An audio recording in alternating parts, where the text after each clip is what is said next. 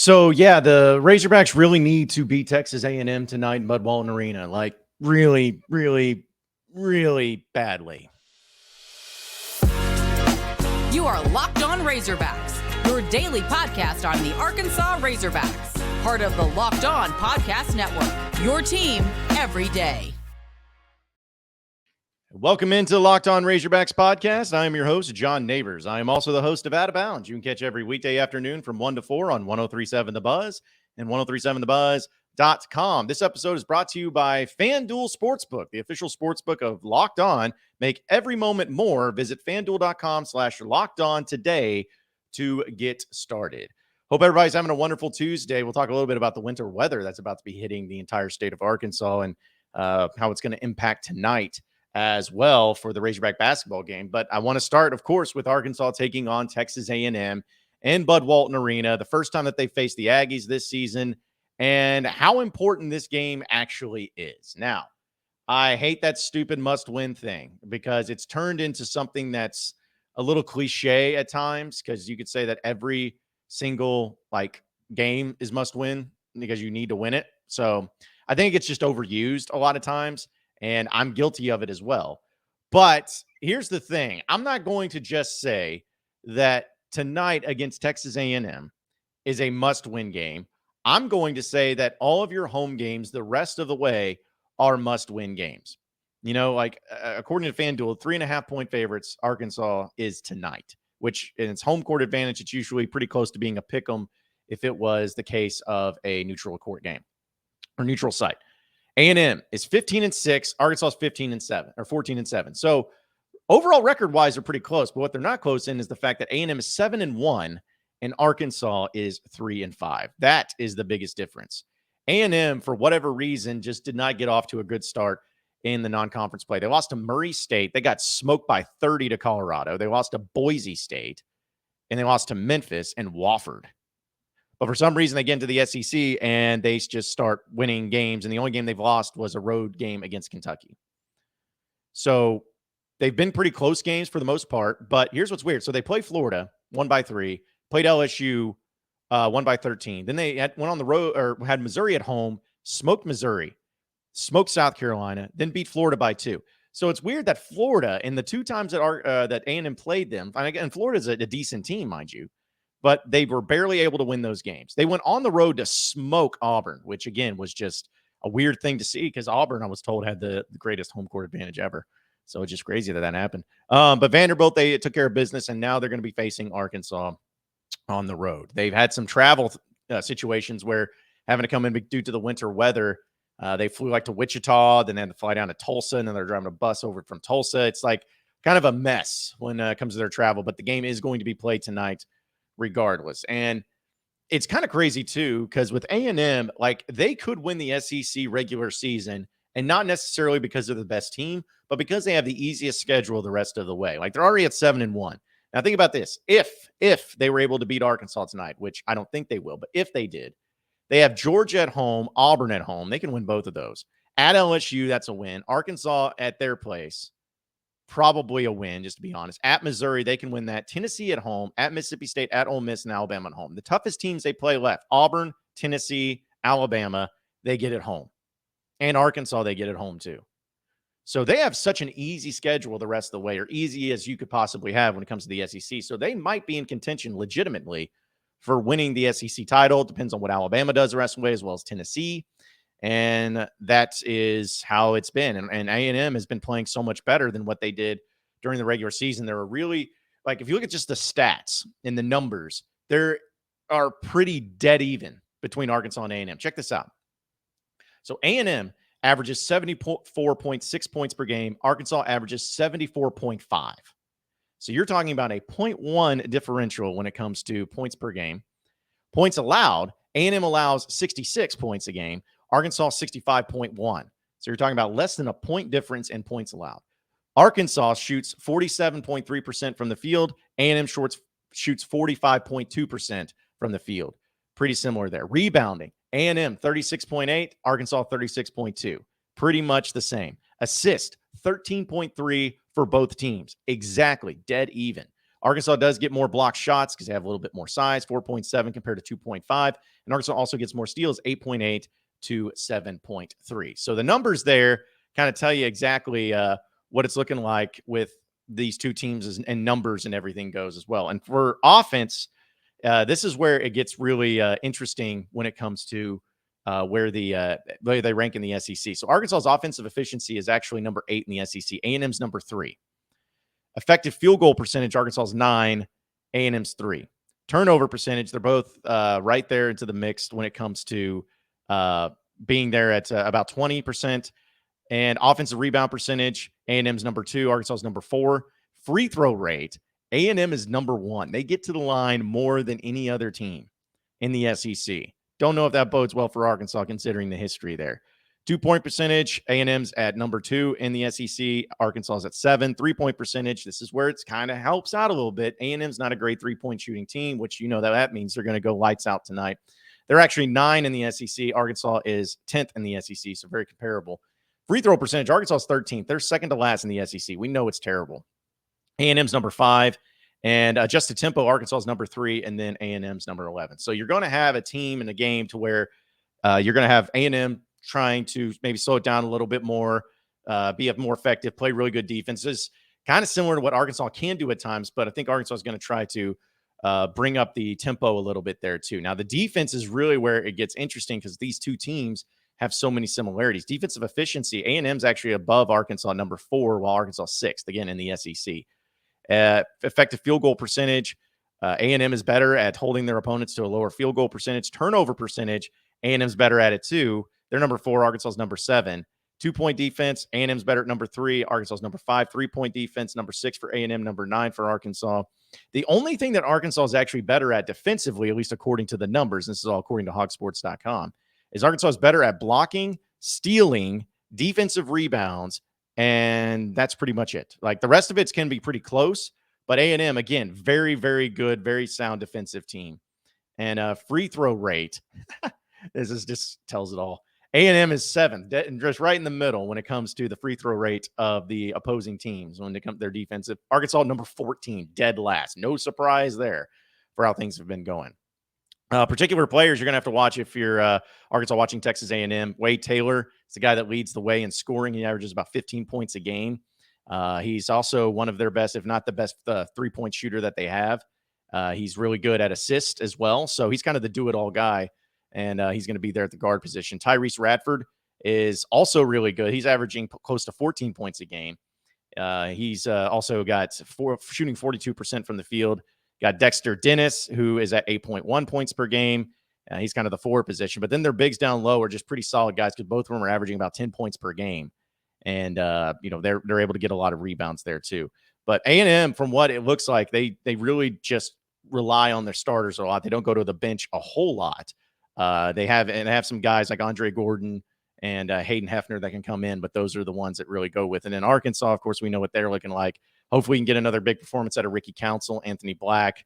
It's kind of how it goes. Maybe Devo Davis can continue on and bringing some good things there too. But overall, this is just it's a matchup to where Arkansas and A&M have always had a really good play when it comes to playing between Muss and Buzz Williams. And I know I went through a lot of numbers there, but when it just comes to the games themselves, think about it. Since Buzz Williams has been at Texas A&M, his first year there was when Arkansas played during the COVID year, if I'm not mistaken. I believe that was his first year. And when that happened, Arkansas only played Texas A&M once because they had all of this COVID stuff going on. I still think that was such a weird thing as far as what was happening between the two teams and why A&M just kept – everybody else was able to play games, but why was all the rest of the teams in the SEC were able to play games, why wasn't A&M? That to me looked very strange and was weird. But since that point in time, even that one game they played that year, it was extremely close in Fayetteville. Arkansas ended up winning 87-80. A&M was not a good team whatsoever. Arkansas was number 12. That was towards the end of the season, and they only won by 7, and they needed overtime, I believe. It was either overtime or got really close to it. No, it wasn't overtime, but it was really close. Moses Moody hit a big 3 there late. And then Arkansas went on the road to A&M and lost by 5 last year. So close game, but that was at the beginning of the SEC slate. Arkansas then played A&M later that year at home. They won by 3 in overtime. So that was an intense game. And then this past or the last time they played was in the SEC tournament where Arkansas lost nearly by 20 points, and that was it. So really hard, tough battles. I do not expect this game to be a blowout either way. I think it expects it to be close, especially for Arkansas. But what's going to come down to is with the way the Razorbacks have been playing lately, I think their offense has improved. It has. But they just got to keep from fouling so much. I know that's easier said than done. I know that we've talked about it ad nauseum yesterday, but that's simply what they have to do. They have to keep Texas A&M from getting to the free throw line. Hopefully the officiating just allows a little bit more physicality because both of these teams can be very physical. They allow them to play a little bit more. And also for Arkansas, they're going to have to make sure that not only do they not get guys to the free throw line, but they stay out of early foul trouble, just like it happened against Baylor and happened against Missouri earlier in the year. If that second half starts up and you already have 6 or 7 fouls with 5 minutes into the half, like that's going to change your entire game plan. So not only keep them from getting to the free throw line, but keep from fouling so early and changing the entire rest of the game. And also be able to count on the guys that like get counsel to try to have what he had against Baylor. Like have him have that type of game. Get Black involved. Hopefully Devo can continue to hit some threes here and there too.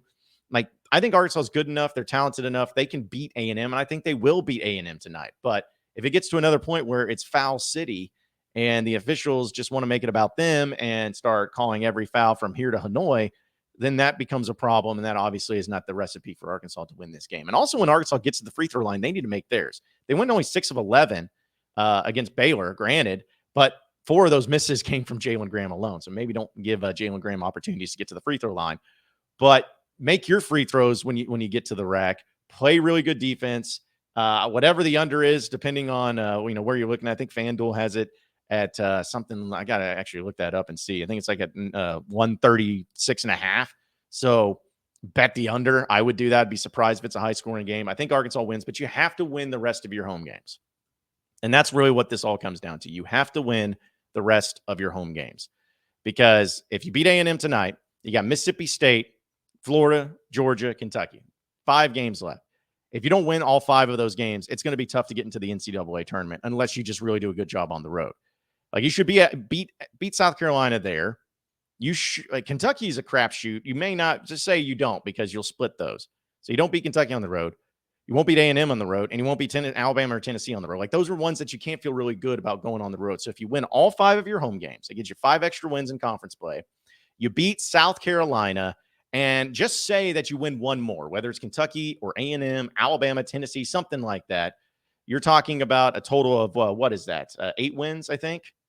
Is that 8 more wins? Am I doing that right? Is the math in my head working? I think it's 7 wins. So 7 conference wins get you to 10-8 in conference play. And also puts you at a pretty good number as well with 21 wins and 10 losses. I think it's good enough to get into the NCAA tournament because that's really the goal right now for this team. But they got to start it tonight. That's the most important thing. Folks, got to tell you about FanDuel. We've been mentioning them a lot. We're so happy and proud that they're our new sports betting partner here on Locked On because they're the #1 sports book in America. And if you're new to FanDuel, that's even better because they have so many great features that make sports betting fun and easy. You can download FanDuel right now so you can bet on the Super Bowl 57 with a no-sweat first bet. You get up to $3,000 back in bonus bets if your first bet doesn't win. FanDuel allows all people who end up betting with FanDuel everything from the money line to point spreads to who will score a touchdown, as well as prop bets that they also have there as well. We mentioned the lines tonight for Arkansas as well as the over-unders. If you're into that, bet on it. Get after it for sure. Best of all, you can get your winnings instantly.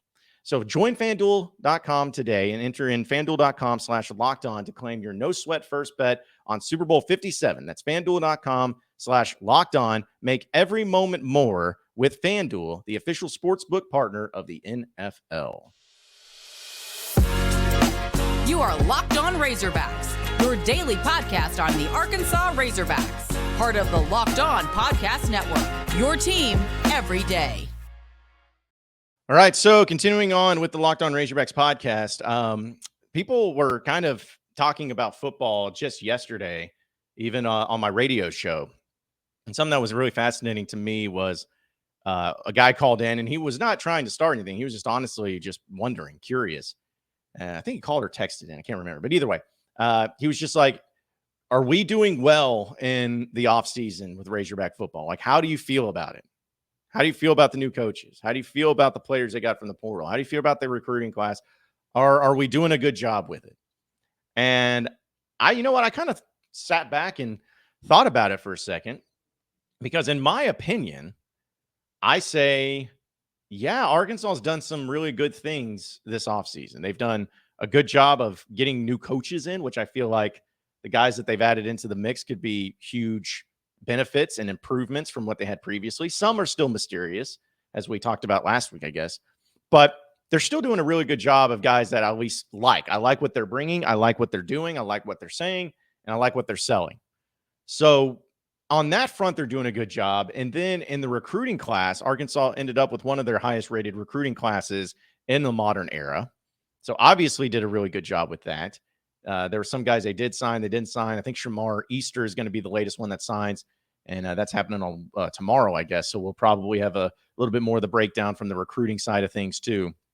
So, but I really like what they've done. And I really like what they've put together with all things considered. So if you look at from that perspective, it's like if you were going to give an overall grade of the offseason for Arkansas, because I feel like that's probably the most general way to put it when it comes to coaching hires, players, portal, recruiting, all of that, I would probably give them a B+,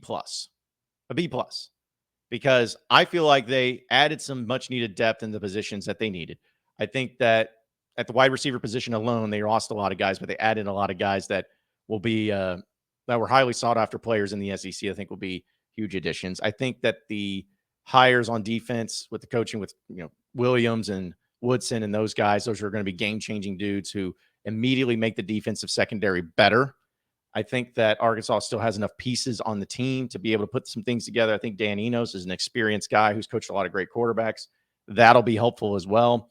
Like there's just a lot of things that they're doing that if I'm not excited about it fully, I'm pretty excited about what it could be, like the potential of where it could go.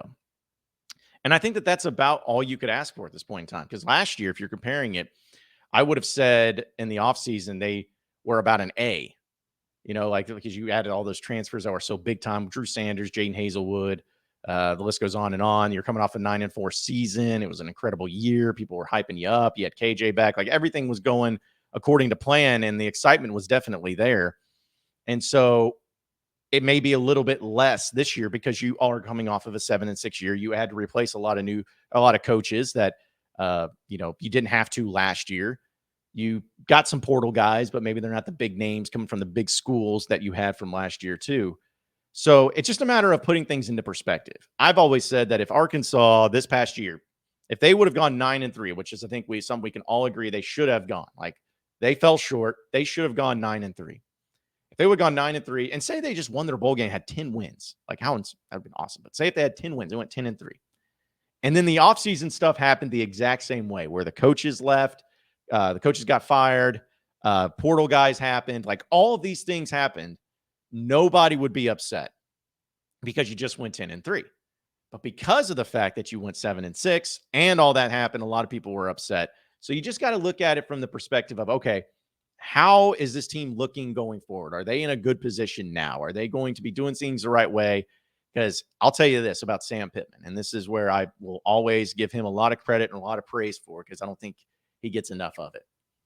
If something's wrong, if something's going on, he's changing it. If it's something that he doesn't like, that's a problem, he's changing it. Because we all know that there were some issues inside this locker room this past year. No question about it.